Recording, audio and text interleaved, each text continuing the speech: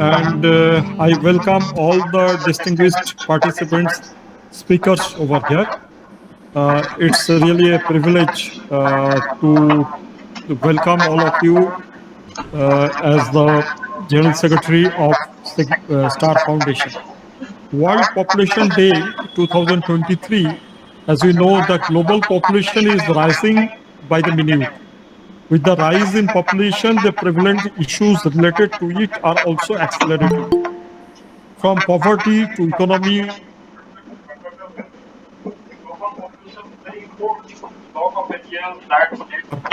efforts and changes. World Population Day is a reminder to work and keep on striving to put in efforts in those areas to make things better for each and everyone living on this planet. World Population Day is celebrated every year, we know, to create awareness and inform people on the issues pertaining to the global population and the rise of it. This special day was established by the United Nations in 1989. On 11th July 1987, the world population reached 5 billion, and this influenced the start of celebrating World Population Day as proposed by Dr. K.C. Zakaria. World Population Day focuses on bringing forth the prevalent issues related to global population, from the problems faced by the women of the world to the economic crisis to poverty. World Population Day is a reminder to make conscious efforts in changing the lives of the people and making them better. The United Nations focuses on celebrating the day with the motive of creating a world where each and every person has bursting future full of promises, potential, and opportunities. It also aims to create a sustainable future for everyone as envisioned by the Agenda of Sustainable Goal 2030. Star Foundation, like every year, is celebrating the World Population Day. Star Foundation offers training, capacity building, and action research in the social and development sector, including health. Star Foundation has all three centers focusing on training, action research, and knowledge management. We have two eminent speakers today who actually did no introduction, but as a customary, I have to give introduction. One, Professor Dr. K. Srinivas. Other is Dr. T.V. Sekhar. Professor Srinivasan has been an active member of several commissions, expert committees, and associations. He was also ex-director of International Institute for Population Sciences. He was president of IASP section on socioeconomic statistics of the National Statistical Commission, Government of India, Population and Health Committee, the Planning Commission, Ministry of Health in India, Health and Family Welfare, and the Registrar General and Census Commissioner of India, chairman of a group of set by WHO and UNFPA to review the recommended on PRCs in China, member of Population Policy, Formulation of Committee set up by the state governments of UP and MP, currently the member of Committee on Sample Registration System set up by the Registrar General of India. He has immense contribution in the field of research, demographic research, population studies in various, not only in India, for various developing countries under the auspices of United Nations. And he has been the recipient of a number of honors, including Scroll of Honors from the People's Republic of China for his assistance in strengthening of the Population Research Centers in 1983. Recipients of Ved Prakash Memorial Award from NIHFW New Delhi in 1995, and was conferred fellowship by the Indian Society for Medical Statistics in 1992.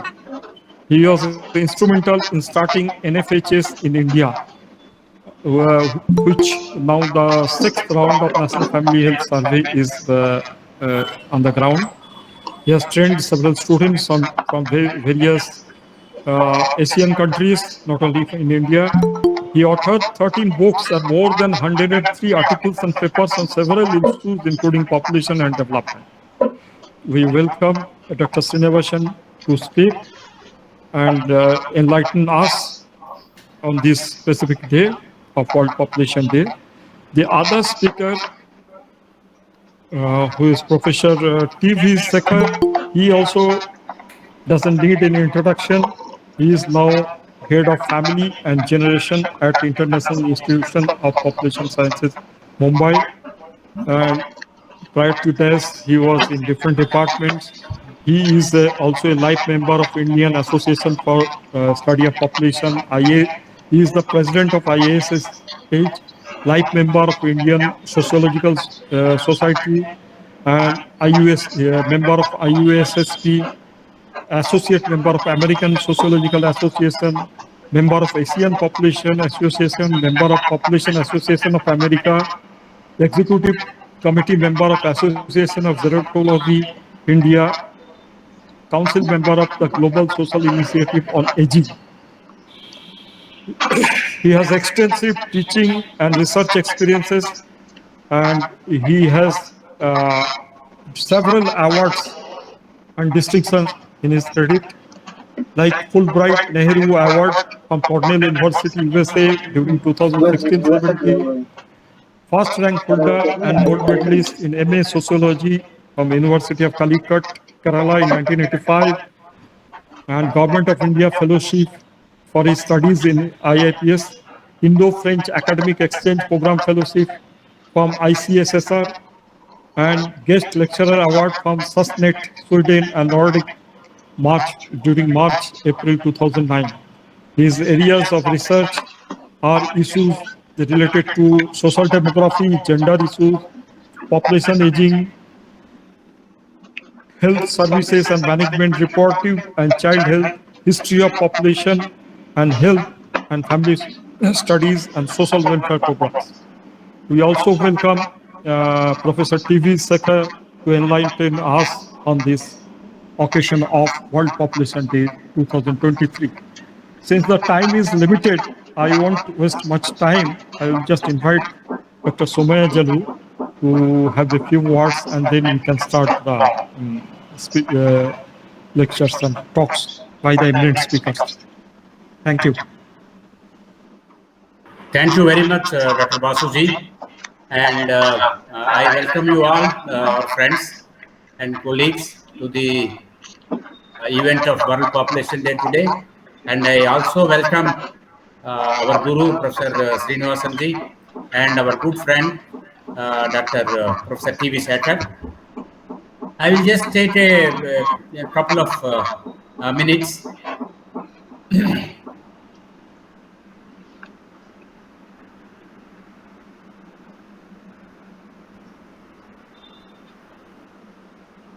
In fact, Star Foundation has been observing, several events like World Population Day and National Statistics Day and all.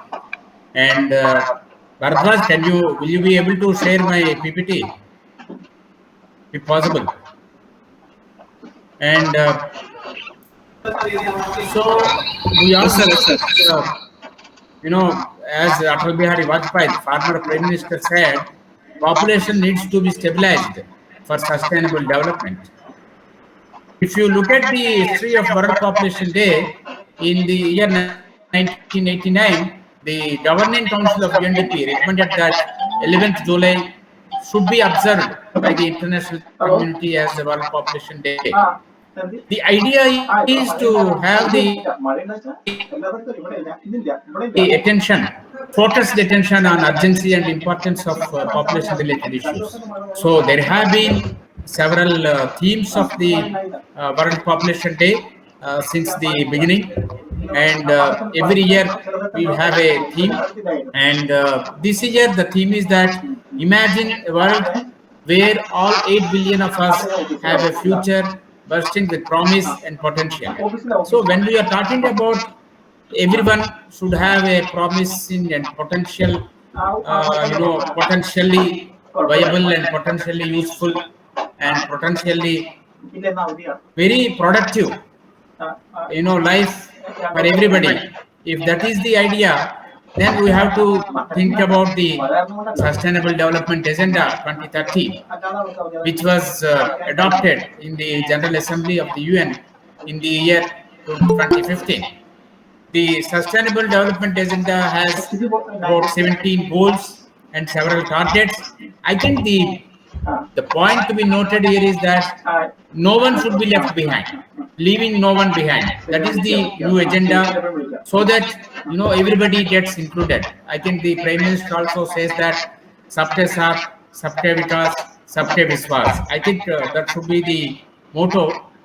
But when we are talking about sustainable development agenda, the demographers, the population scientists, and the statisticians, all of us have a role. What is the next slide, please? Yeah, what kind of a role we can play when we are talking about sustainable development goals and monitoring them? I think we started in 2015. We are in 2023. We are left with 7 more years. By 2030, we should be able to achieve the sustainable development goals. So here, the quantification and having measurable indicators so that we can monitor the progress even at the micro level, not only at the national level, at the state level, but even district level, sub-district level, that becomes crucial. Because the success of any monitoring exercise depends greatly on the availability of data and the capability of the people, the experts, the people involved in the monitoring exercise to measure and report them.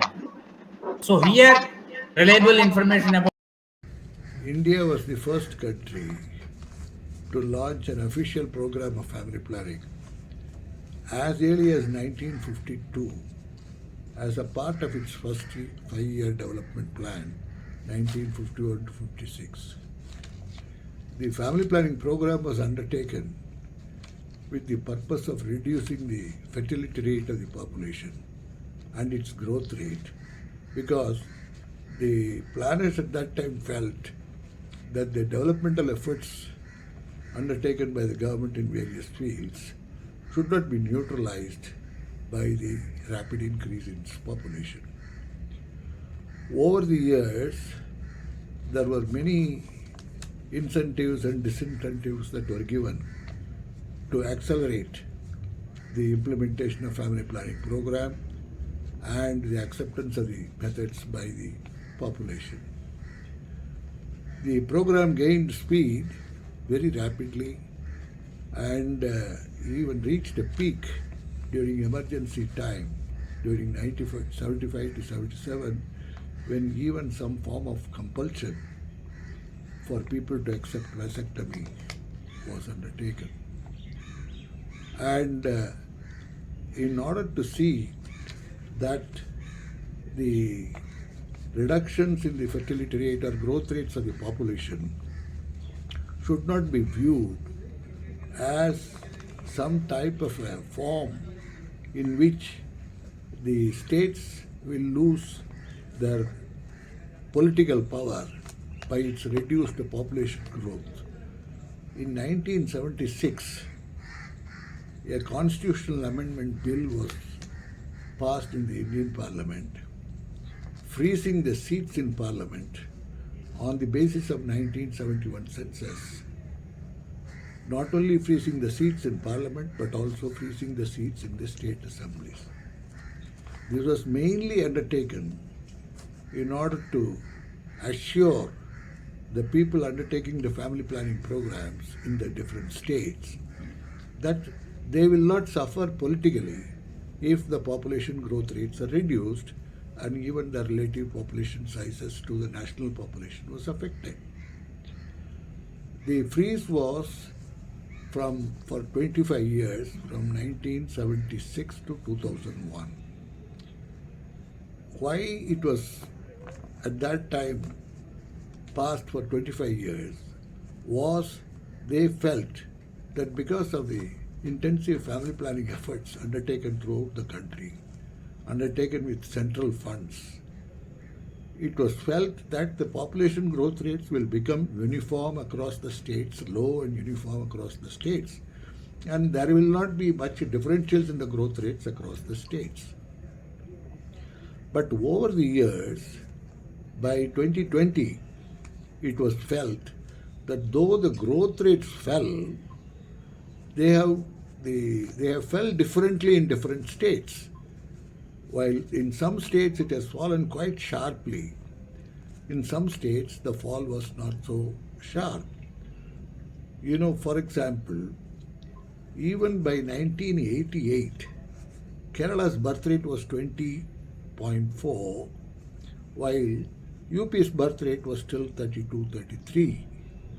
And southern states as a whole, Tamil Nadu, Kerala, Andhra Pradesh, Karnataka, Orissa, and even West Bengal, and some parts of Maharashtra, they have achieved a substantial declines in their fertility rates and population growth rates because of their implementation of the family planning and public health programs more effectively and efficiently, because of their development programs, improved gender parity, and the better rapport of the government with the people. But this was relatively different from the larger states of UP, Bihar, Rajasthan, Madhya Pradesh. Now, this freeze in the seats of parliament is there only till 2026. Now, if the seats in the parliament is lifted by 2026, an exercise was done by me as to what will happen in the relative distribution of the members of parliament from different states. For example, if the seats in parliament is based on 2011 census, there will be 7 states who will lose the number of seats in parliament, assuming that we will have the same number of seats as we have 545 seats in Lok Sabha. Tamil Nadu will lose 7 seats, Kerala 5 seats, Andhra Pradesh 4 seats, Orissa 2 seats, Himachal Pradesh 1 seat, West Bengal 1 seat, and Karnataka 1 seat, totaling 21 seats lost by these 7 states. On the other hand, because of the relatively higher growth of population, the 3 states, Hindi-speaking states, UP, Bihar and Rajasthan, will gain substantially. UP will gain 10 parliament seats, Bihar 7, Rajasthan 6, 23 seats. These 3 states will gain compared to 21 seats lost by the 7 states, mostly southern states. This will create an enormous imbalance in the political power. I think there is a need to extend the freeze of seats in parliament across the states proportionately by another 25 years, because even by 2021, 2011, 2021, the differentials in the growth rates of the population are still continuing. Though the growth rates have reduced, say for example, Kerala and Tamil Nadu are growing at less than 1%, 0.7, 0.8 like that, while UP, Bihar are still growing at 1.5, 1.6, 1.7. So though the country as a whole has achieved replacement level of fertility of a birth rate of 20 around 2020, the southern states have much lower birth rates, 10, 11, 12 like that, whereas the UP, Bihar, and they still have 25, 26 birth rates are still much higher. So the differentials in growth rates, which were considered to come down at uniform levels across the states by 2026, have not been reached. So there is a need, in my opinion, to continue the freeze of seats in parliament based on 1971 census up to another 25 years, that is up to 2051. Now, but the people may argue with this large population, 545 seats in the Lok Sabha is not a good representation of the population. So it can be increased to even 800 or 850, but keeping the proportion of the seats in parliament for different states at the same level as it is now, so that the states which have done well in reduction in their population growth rates, economic development, are not penalized for their success in arresting the population growth rates on the basis of programs funded by the central government funds. There is a need to continue the political representation of the states proportionately, even if you increase the total number of seats in parliament to 800 or 850 as it is brought out to be. With the new construction of new Parliament House, people are thinking of increasing the number of seats in Parliament. This can be done, but the proportional representation of the states in Parliament and the state legislatures should not be disturbed from what is existing now, so that the balance of political power is maintained. Now, I have also done an exercise as to what would happen if we take the representation of seats in parliament based on the voters, that is the people above the age of 18. Now, if you take that view, the differentials between the gainers and the losers are reduced, because the rates of growth of population of above 18 in different states are slightly more homogeneous compared to the total population. This can be done, but getting the estimate of population, really full population in the voters list based on people who have completed the age 18 may be a difficult task.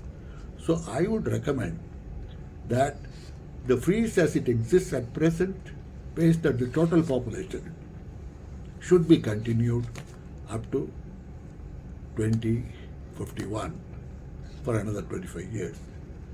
Now, this is not something against any democratic principles. You see, for example, in USA, for the Senate, the upper house, they have two seats, two Senate seats for each state, irrespective of its population size, because it was originally built like that, and there is a uniformity in the growth rates of population across the states. So there is no question of violating any democratic principle, because even USA Senate is going by this type of resolution. There is another point coming into it. This is to preserve the balance of political power across the states. In terms of economic power, earlier the allocation of central funds to the states was also frozen on the basis of population of 1971. But with the modified Tendulkar formula, from 2015, the census of 2011 was taken, and the states which have done much better in reducing their population growth rates and thereby reducing their proportional population to the overall population have lost enormously in the funds they receive from the central government, because the proportion of their population to the total population has gone down, and thereby, they have lost the allocation of central funds. So already there is a feeling that economically, by virtue of the fact that they have been successful in the family planning programs and population regulation programs, they have lost the allocation of central funds to the states. So, in this context, when already there is a feeling of economic loss, it is not advisable to have political loss also to the states which have been successful in developmental and population regulation program. So I would recommend that based on all considerations, that even if you increase the total number of seats in Parliament, it is better to keep the proportional allocation of the seats to each state as it is now, based on 1971 census, and keep that as the basis for the next 25 years. Thank you. This requires serious consideration by the policymakers. Thank you very much. Or further working on that. On this World Population Day, let me wish all of you all the best. And one of the important issues and themes of the World Population Day is on gender equity and rights of the girls and women. And in that context, I thought I will share some of my thoughts and experiences of dealing with the girl-child conditional cash transfer schemes implemented across India in various states with various names, and how far they have progressed, and what we need to learn from these experiences. Now, you know that in most of the states, there are very large girl-child promotion schemes. To name a few, you have the Ladli scheme in Haryana and Delhi, the Ladli Lakshmi scheme in Madhya Pradesh, the Bhagyalakshmi scheme in Karnataka, the Bangarathalli scheme in Andhra, Telangana. I think the names have changed recently. The Girl Child Protection Scheme in Tamil Nadu, and many in Maharashtra, and many other states also have these schemes. All these schemes are emerged as a reaction to the highly skewed sex ratio, which became more evident after the 1991 census and more after the 2001 census of India. So it was felt that in order to improve the education of the girls and their dropouts, and also to reduce the incidences of child marriages, even the latest round of National Family Health Survey also shows that around 23% of the girls are still getting married before reaching the 18 years of age. That is a legally prescribed minimum age at marriage for girls in India. So considering all these things, and also to improve the sex ratio and increase the value of the girl child in front of or in the eyes of their parents, and reduce the large scale female feticide and sex selective abortion happening in many parts of the country, particularly in the western and northern belt of India, and also to encourage the small family norm. This is broadly the objectives of many of these schemes. State governments came out with the schemes. Some of the schemes are restricted only to poor households, some are only for BPL households. Interestingly, some of the schemes are only for one girl families, parents are having only one girl, or maximum up to two girls in some of the schemes.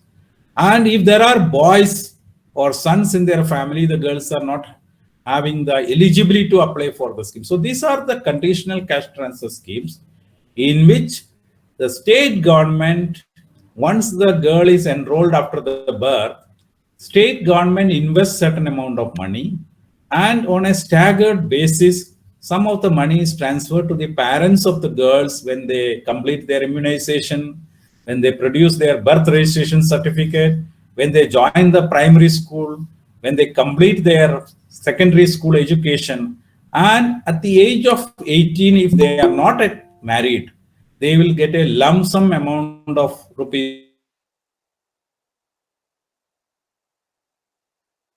This is broadly the idea of most of these schemes. Of course, the conditions vary from state to state, but in generally, these are the conditions of most of these girl-child conditional cash transfer. So the idea is that by promoting and giving incentives to the parents of the girl child, there will be a lesser incidence of discrimination against girls. It will help them to continue their education, delay their marriages, and also the incidences of female feticide and gender discrimination will come down. This was the idea behind most of these girl child promotion schemes. Now, how it is working? There are some good practices. Many of the schemes started in 90s, and they transferred the money directly to the bank account of the girl, the joint bank account of the girl child and the mother. And the money is transferred at regular intervals, like when they join primary school, when they complete 5th standard of education, when they complete 8th standard of education, something like that. And these cash incentives can be used by the parents and the girls for their education, for other things. And many of the states, for example, in Karnataka, all the things are online. Even the registration is done online. There is a child tracking system. And in fact, the Bhagyalakshmi scheme in Karnataka have more than 23 lakhs girls enrolled into the scheme. Okay, it's a big scheme, spending a lot of money and widely publicized.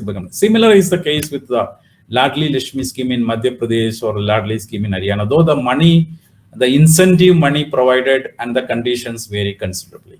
And most of these schemes are implemented through the Ministry of Women and Child Development, through the Anganwadi workers, and they are the people who enroll these girls, and through ICDS programs. And this were monitored properly. In fact, some of the states have developed a very good child tracking system. Even if the girl and the parents are moved from one district to another also, they can track their progress, they can disperse the incentives, and they can monitor the work. So there are very good practices, what we notices in many of the schemes. But we also found while reviewing, I had an opportunity to review some of the schemes for the Planning Commission as well as later for Niti Aayog. And I also worked as a consultant for both UNFPA and UNICEF to review some of the girl child promotion scheme in some Indian states. But we found that there are lack of coordination between various departments like Education Department, Women and Child Welfare Department, and others, Health Department, because all of them are involved in implementing it. And many people are in the rural area are not even aware about these kind of schemes. Some of the conditionalities give a very wrong impression, because the lump sum amount of 1 lakh or 2 lakh is given when the girl is reaching 18 years. So it gives an impression to many parents that money is given to them to meet the marriage expenses or to meet the dowry cost. In fact, that money is given to them to continue the girl's education, vocational education, and other things. But somehow the message went very wrongly. There are not a very good evaluation and monitoring system in place. The grievance redressal mechanisms are very weak in many of the schemes. And grassroots functionaries are overburdened. You know that the extent of work on the Anganwadi workers and others. So with this scheme, it is overburdens, and they also need some incentives and training. And in fact, like Professor Srinivasan was mentioning about the family planning program, was one of the promoting the family planning program and arresting the population growth was one of the idea behind central government supporting in a large way the family planning program. But interestingly, some of the state governments even included the sterilization certificate of either the father of or the mother of the girl child as a condition to be enrolled into the scheme. This is like quite surprising. One side we talk about a girl child promotion scheme for her education, for her health, for her delaying her marriage, but at the same time putting a condition. This even now a state like Tamil Nadu, even the girl child protection scheme, it is one of the very old scheme in India, the girl child protection scheme in Tamil Nadu. And even now they have this condition of providing a sterilization certificate from an authority to verify either the father or mother of the girl child is already sterilized. So these are all very, very surprising conditions in some of the states. And we also found that many of the Panchayati Raj institutions and NGOs have a very limited role in implementing these large-scale programs in the rural and remote areas. So what are the things to be done to improve the situation? So maybe the cash disbursements can be, the conditions of cash disbursement can be changed. In fact, now the primary education and even up to the school education is becoming more universal. The gender gap between the boys and girls with regard to school education is drastically reduced in more states. So maybe instead of conditions like primary school enrollment or completion of 5th standard or 8th standard education, maybe we can think about little higher level of incentives instead of giving them that. And there are a lot of procedures involved in enrollment into these schemes. And sometimes it is very difficult to complete all these procedures, particularly those who belong to very poor sections, those who are located in remote and tribal areas. And the incentives are not that attractive to influence the parents. Now, naturally, you may ask a question, whether these incentives are resulted in a change in the attitude of parents towards girl child, or is it help to improve the education of the girls or delaying the marriage of the girls? Our analysis found that, of course, changing the attitude and mindset will take a long time, but at least the financial incentives offered by the government at different stages of her education and before marriage, that has helped at least continuation of the girls in the schools and at least delaying their marriage, at least even to get that incentives up to 18 years.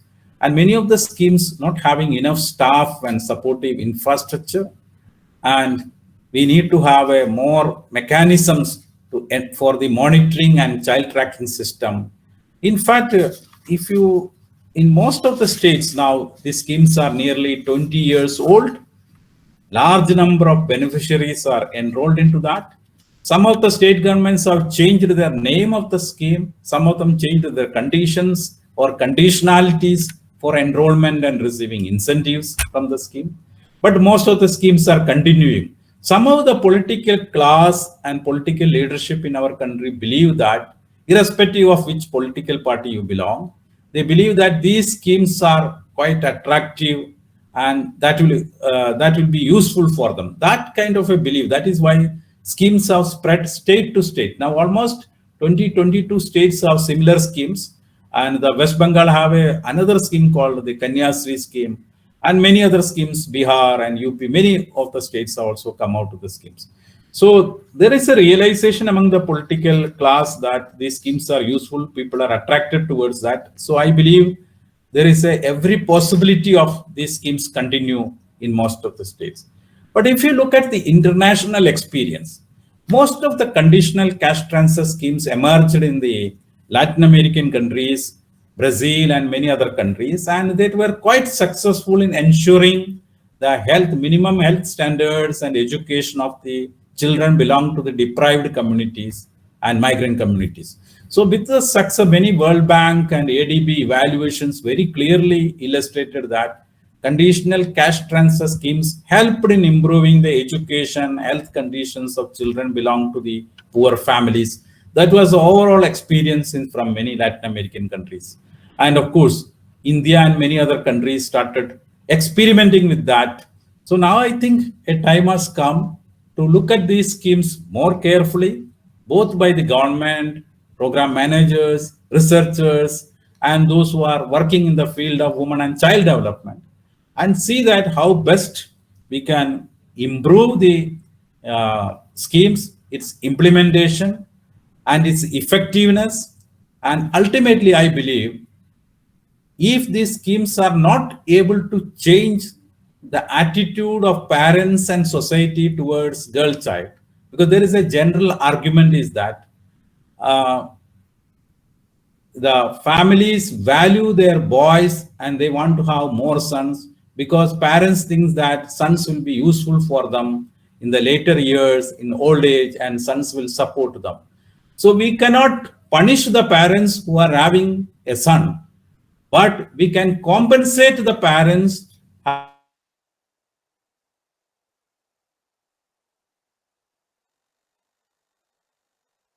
transfer schemes, particularly for girl children.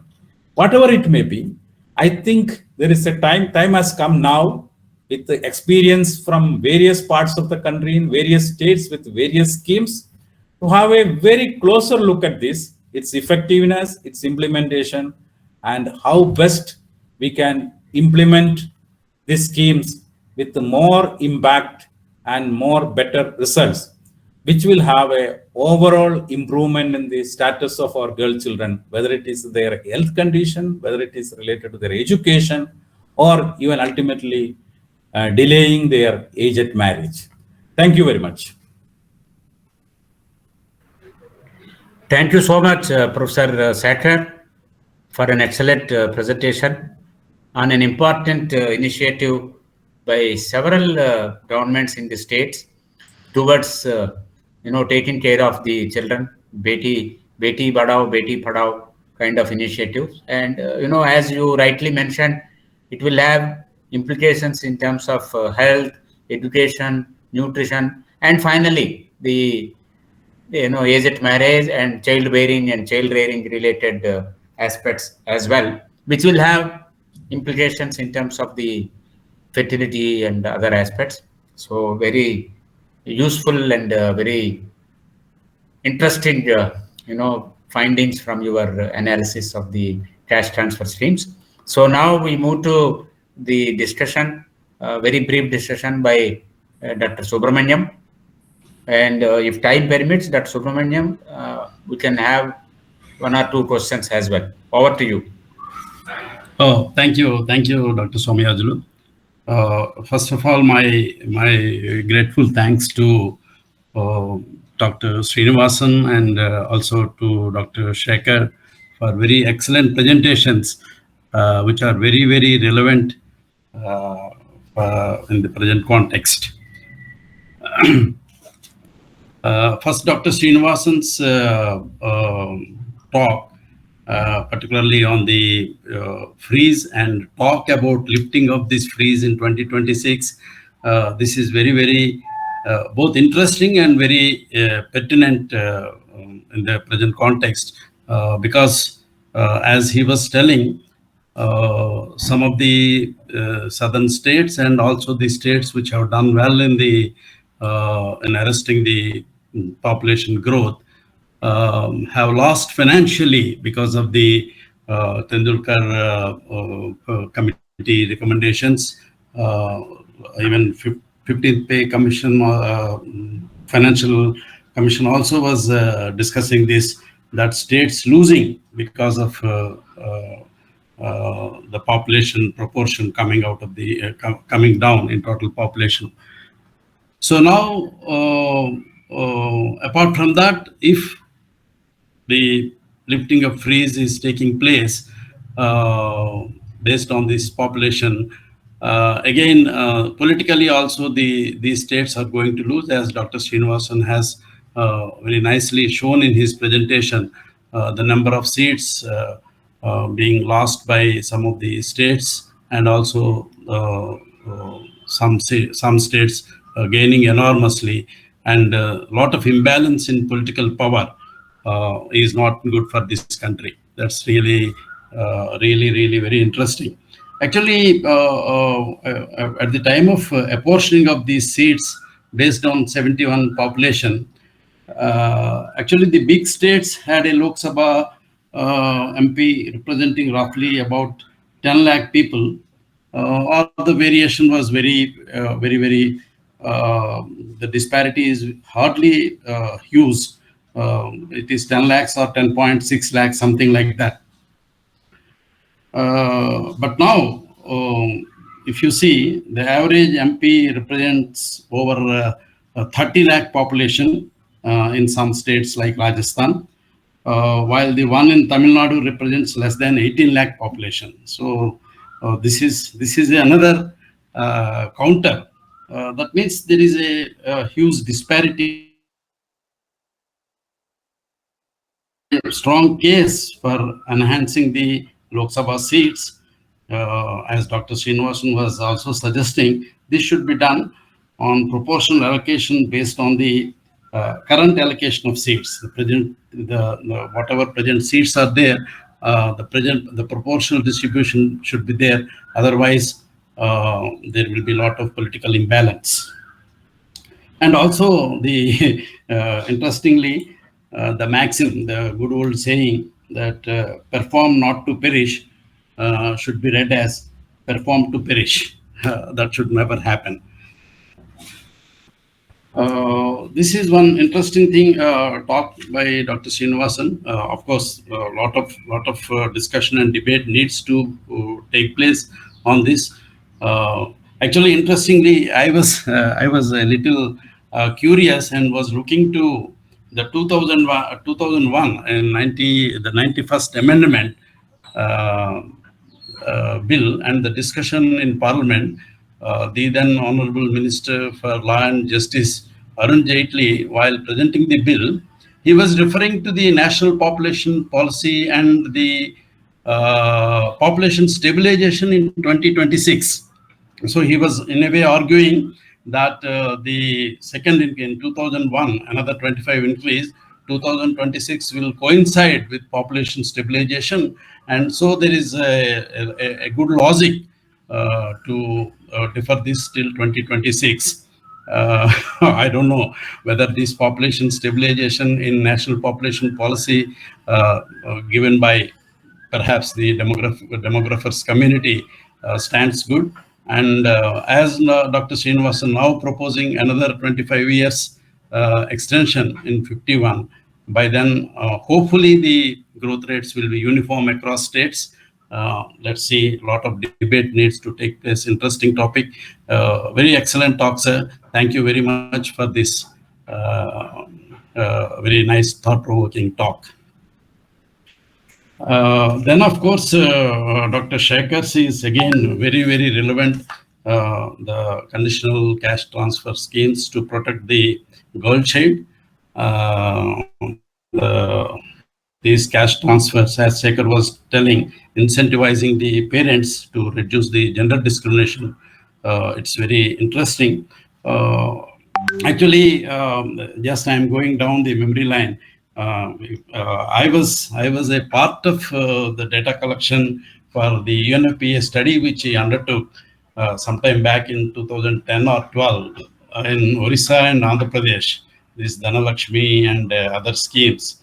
At the time, we saw a lot of implementation problems were there, like these, like the parents facing a lot of issues with these conditions put forth by the government to get these cash transfers, like the birth certificate, getting a birth certificate, then the immunization schedule to be completed, then of course the school joining certificate. These kind of conditions, these were a little bit hurdles at the time when we did this study. But now Shekhar is telling that the implementation issues to a great extent the governments have overcome. But as he also mentioned, at this point of time, linking it to family planning sterilization is something very very unfortunate. This should not have been done. I think if it is the condition for some of the cash transfer case, conditional cash transfer schemes in some of the states, it is really deplorable. This is my view. The debate can take place. But importantly, apart from the implementation issues, although Shekhar was mentioning that the impact in terms of reducing the gender discrimination needs to be studied further. Although these schemes are very good and the protection of girl child will be there, but the real impact needs to be studied further. So these are my some thoughts based on these lectures. I think maybe sir, we can take one or two discussion points, not questions as such, but quite a few honorable members are there, can discuss. Thank you very much. Thank you very much, Dr. Subramaniam, for an excellent discussion. So the floor is open. We're left with about 5 minutes before we close the webinar. So any quick, comments? Very brief. Yes, sir. Yes, sir. So, Ratnakumar?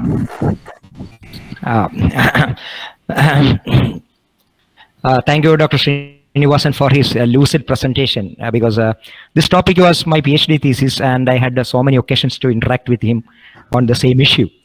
I'm happy that still this issue is very relevant in the Indian context. So one aspect I would like to raise, the immediate intention of the government is to increase the size of the house. So even if it is 800 or 850, it will happen in some large states. So in relative terms, those states who control the population will lose if the size is going to be 800 or 850. And the second issue is that even if there will be an issue in the legislative assemblies as well, those districts who control the population will lose significant number of seats in their legislative assemblies. For instance, Kerala, Pathanamthitta is almost a district with zero growth rate. On the other hand, Malappuram, the growth rate is very high. Even if within the assembly seats, if the seats are redistributed, those districts control the population will lose significant number of seats in the legislative assemblies. That issue is not debated in a wider perspective. And I have some disagreement with Dr. Srinivasan using voters as a basic criterion for fixing the electors, because the representatives are basically elected for the whole population, and they are not merely meant for the voters as such. That is one important aspect. Maybe calculation-wise it could be okay, but as the representatives are meant for the whole population, I think the whole population-based exercise would give a better picture. And also the solution. So that is very important. Even in my thesis, I was trying to develop some models. Some of them are largely successful, and some of them were not that successful. Still, I am working on this issue to find out some amicable solution, because as he pointed out, it's very debatable and it is very controversial, and it leads to even destabilize our federal system. So there are so many implications. So someone should come up with very solid formula to deal with this issue. I think that is one thing every demographer or even economist should think of in the coming years. Thank you, sir. Thank you, Dr. Ratnakumar. Any other comment or? Dr. Somajulu, I have a quick comment. Yeah, Dr. Basu, please. Yes.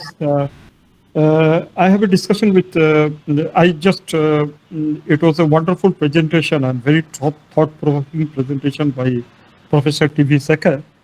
I just want to ask one thing to Professor T.V. Sekar, because among all the conditionalities of caste transfer to the girl child, is there one conditionalities in all these states are registration of births of this girl child? Because as being observed, the registration of birth level of registration of birth girl child is mostly lower than the male child in most of the states. In Bihar, it has been debated, because I am working closely with the Directorate of Economics and Statistics, and there is a scheme here. I think it is the similar scheme like Mukhyamantri Kanna Utthan Yojana, where one of the conditionalities was meant for the birth registration is compulsory for the girl child to get any caste transfer done. So can you please throw any light? Yeah, thank you, Dr. Basuji. Any other quick comments? Okay. Professor Setter, do you want to respond to the point raised by Dr. Basu? Yeah, I think now, as I mentioned in my presentation, broadly, all these schemes, because these are girl child schemes, they have to register. So the birth registration is almost compulsory in all the schemes. They need to get a birth registration certificate for the enrollment into the scheme. Then, of course, they have to meet of course, in some states, it is only for BPL households. So they need to have all those documents. Then, of course, they have to meet the conditions like immunization. Some of the schemes have the complete immunization. So they need to get a certificate from the health department, school enrollment, and 8th some of the schemes, at least completion of 8th standard education, 8th standard pass is a must. In some states, it has become 10th standard pass. And of course, the delay in the marriage, another thing. Of course, as I said, in Tamil Nadu and some states have even the sterilization certificate. Some of the states have realized when we presented this in front of the governments. For example, the Madhya Pradesh government had that condition. They thought it is a good scheme, and this way we can promote the family planning and sterilization. So they also had that condition, but later they removed that condition. Some of the state government removed the sterilization as a compulsory condition to enrollment of girls. But some of the states, even now, it is continuing. So it is quite a surprising thing when a considerable fertility reduction has happened, and most of the states are going below the replacement level fertility. Still, some of these schemes, when they originally started, maybe 20 years, 30 years back, they had these ideas, but whether that is really relevant even now, one need to examine those things more carefully. Thank you. Thank you, Professor Setter. Sir, Professor Srinivasan, sir, you want to? Professor Srinivasan, sir? I think he is not there. He's there. Sir, Professor Srinivasan?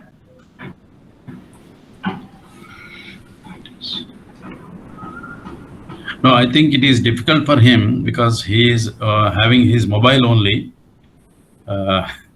I don't know whether. Okay, fine. So I think we move to the last agenda item. I request Mr. Bharadwaj to propose vote of thanks.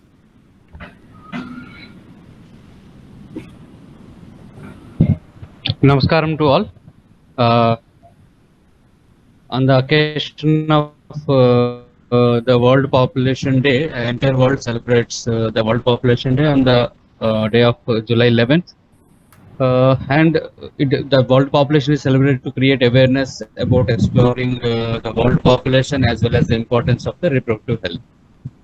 On this occasion, we are thanking Star Foundation to organize this webinar, and also we thank you very much to Professor Srinivasan sir accepting his participation, delivering a talk on change in number of seats in legislature based on the census. And thank you very much, sir, for your time and despite of your busy schedule. And thank you very much for your talk. And further, we would like to thank Professor T.V. Shekhar, sir, for his talk on girl-child, different schemes of girl-child, which are implemented by the nation as well as states, which is also very relevant to the World Population Day theme, which is empowering the female on various sectors. And thank you very much for your valuable time and delivering a talk on this occasion. And would like to thank Dr. J.K. Basu sir on his welcome address and introducing the speakers on behalf of Star Foundation. Thank you very much for Dr. Somyazu sir for his talk on World Population Day, focusing on sustainable development goals.